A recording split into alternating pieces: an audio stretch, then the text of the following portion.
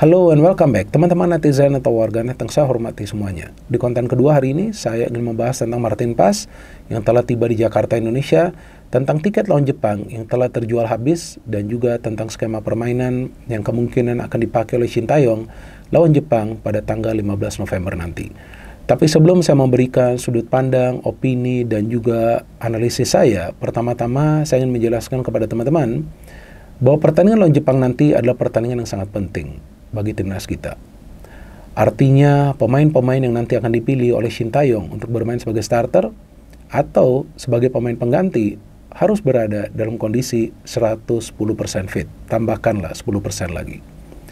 Karena para pemain Jepang ini dikenal dengan level kebugaran mereka yang sangat baik. Walaupun mereka juga sibuk ya membela klub mereka masing-masing di kompetisi Eropa.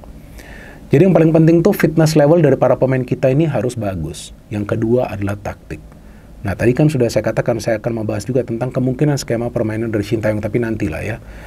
Pertama-tama yang perlu saya jelaskan kepada teman-teman bahwa Martin Paes adalah juga pemain yang sangat penting bagi timnas kita. Dan bagusnya dia sudah mendarat lebih dulu di Jakarta kan.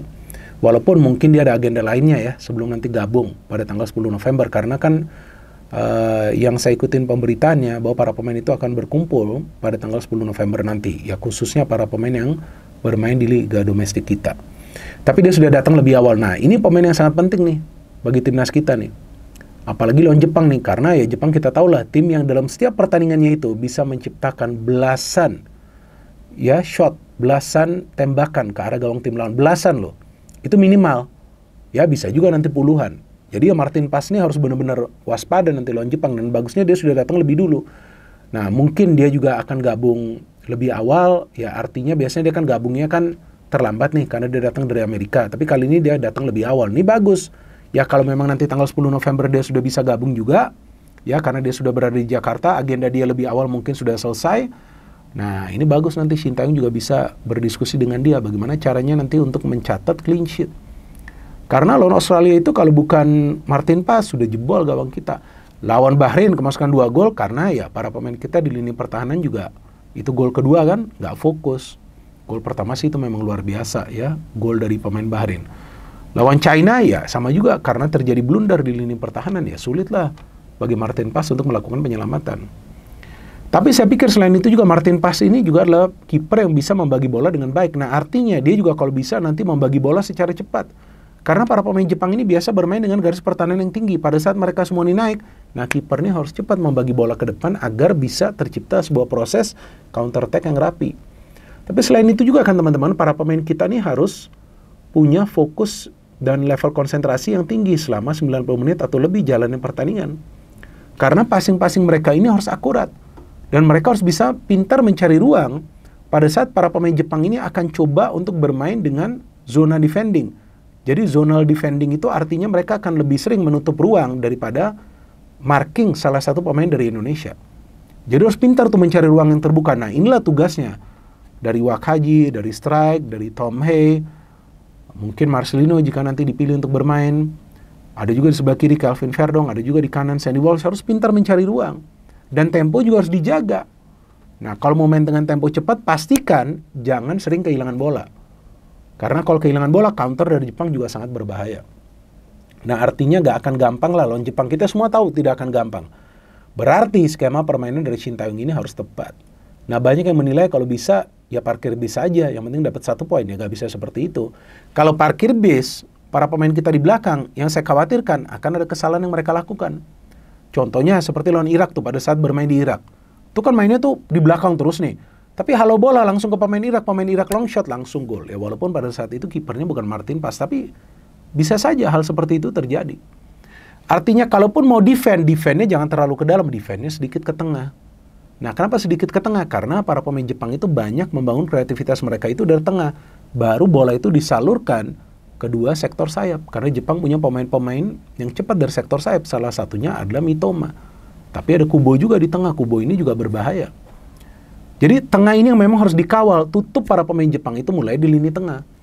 Maka itu saya harapkan bahwa nanti Shin Tae-yong akan memilih pemain yang siapapun yang bermain di tengah, apakah itu di sektor wingback, itu harus juga cepat nutup ruang itu di tengah pada saat bertahan. Ya karena disitulah sumber kreativitas dari para pemain Jepang. Nah ini yang menarik, kita tunggu skema permainan. Kalau soal starting lineup, ya tentu Shin Taeyong saya harapkan memilih pemain-pemain yang performanya itu dalam 2 atau 3 pertandingan terakhir konsisten. Nah itu adalah tugas dari tim analisis Shin Taeyong. Untuk melihat pemain mana yang sebetulnya perform, pemain mana yang sebetulnya bisa menjalankan taktiknya. Kalau memang mau defend-nya seperti apa. Kalau memang dia tetap memilih parkir bis, ya pastikan jangan ada kesalahan yang dilakukan. Jadi kalau mau ada kesalahan pun ya kalau bisa di ruang pertahanan Jepang yang jauh dari ruang pertahanan kita. Kan kadang-kadang para pemain kita kan sering salah melakukan passing. Ya udah itu di ruang pertahanan Jepang, jangan di tengah apalagi di belakang. Karena para pemain Jepang pasti akan menunggu kesalahan dari para pemain kita, dan seringkali gol dari para pemain tim lawan itu tercipta pada saat ada kesalahan dari para pemain kita sendiri. Tapi kabar baiknya bahwa Stadion GBK akan full house. Karena tiket sudah terjual, sudah sold out. Artinya mainnya pun harus benar. Kalau mainnya benar, maka kemungkinan besar timnas kita akan mendapatkan poin. Dan sebetulnya cara bermain yang benar itu seperti apa sih? Cara bermain yang benar itu adalah untuk mengikuti taktik dari sang pelatih. Contohnya, taktiknya mau defend and counter. Nah, counternya mau seperti apa? Mau dari sayap atau mau dari tengah? Artinya kalau mau dari sayap, siapapun pemain yang pegang bola di lini pertahanan setelah berhasil bertahan, harus menyalurkan bola itu langsung ke sayap, dan pemain di sayap itu sudah harus siap bergerak. Kalau mau dari tengah, jarak antara lini tengah dengan lini pertahanan itu gak boleh jauh, supaya bola akan dengan mudah dialirkan dari pertahanan ke lini tengah. Siapapun pemain itu, apakah itu Nathan, Ivar Jenner, atau juga Tom Hee. Pemain di depan harus juga cepat turun untuk bisa mendapatkan bola atau cepat mencari ruang di depan. Nah artinya 3 lini ini harus bergerak secara bersamaan pada saat menyusun sebuah serangan atau juga pada saat bertahan. Dan pada saat GBK ini full house, ya saya asumsi 60.000 atau 70.000 penonton, tentu itulah yang akan memberikan seharusnya semangat kepada para pemain kita, dan saya harapkan tidak menjadi beban. Karena dengan hadirnya begitu banyak penonton, ya saya harapkan tidak menjadi beban, justru menjadi motivasi bagi para pemain untuk perform. Tapi saya harapkan menjadi beban bagi para pemain Jepang, karena sebelumnya juga pelatih mereka mengatakan bermain di hadapan 40-60 ribu penonton itu tidak akan mudah. Nah, itulah yang saya harapkan. Bukan artinya menimpuki para pemain Jepang. Jangan berpikir seperti itu. Tapi support kepada para pemain kita itu harus masif. Agar para pemain Jepang itu tidak bisa berkonsentrasi. Kalau stadion itu berisik teman-teman, wah sulit para pemain Jepang juga untuk fokus, apalagi untuk berkomunikasi. Karena ya mereka kapan terakhir bermain di hadapan 60 ribu atau mungkin juga nanti 70 ribu penonton. Ya biasa pun kalau mereka bermain mungkin sampai full 40 ribu penonton. Tapi ini kalau 60 ribu sampai 70 ribu penonton, pasti mereka akan susah untuk berkonsentrasi. Tapi tim kita harus mainnya benar, jangan banyak blunder. Kalau banyak blunder ya udah siap-siap dibantai ini lawan Jepang. Jadi mainnya benar ini artinya jumlah kesalahan itu harus sedikit, kalau bisa jangan ada kesalahan. Karena kebanyakan nih kesalahan dari para pemain kita itu yang membuat mereka itu gak bisa berkonsentrasi selama 90 menit. Apalagi kalau kemasukan gol secara cepat, pasti cepat down. Memang kita juga belum tahu nanti pemain-pemain mana yang akan dipilih oleh Shin Taeyong. Tapi saya harapkan pemain-pemain yang dipilih adalah pemain-pemain yang punya level intelijensia yang tinggi. Contohnya Tom Hee di tengah, ada Nathan Choaon, ada Sandy Walsh di kanan, ada Kelvin Werdong di kiri. Di belakang ada Jay Itses. Kalau Kevin Dix bisa main, nanti kita kan gak pernah tahu.